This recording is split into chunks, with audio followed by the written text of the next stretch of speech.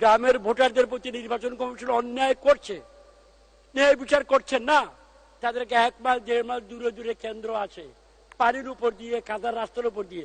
শহরে আপনি 200-300 গজের মধ্যে আপনি ভোট কেন্দ্র পান, অথচ গ্রামে আমার হাওরের পর হাওরে পান না। এই ভাবে চললেন না।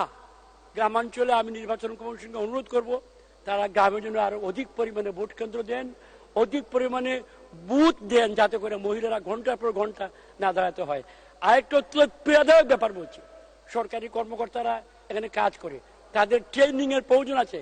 মায়েদের সঙ্গে কিভাবে আচরণ করতে হবে শিখাতে হবে। মায়েদেরকে বলে তোমার মুখের কাপড় সরাও, বাবার নাম বলো, স্বামীর নাম বলো, ইত্যাদি ইত্যাদি। তারা বুথের সংখ্যা বাড়াবেন, অফিসারদের ট্রেনিং দেবেন, নারীদের প্রতি, মহিলাদের প্রতি আরো সম্মানশীল ব্যবহার প্রদর্শন করবেন। এতে আমাদের বুথের সংখ্যা আরো অনেক বাড়বে।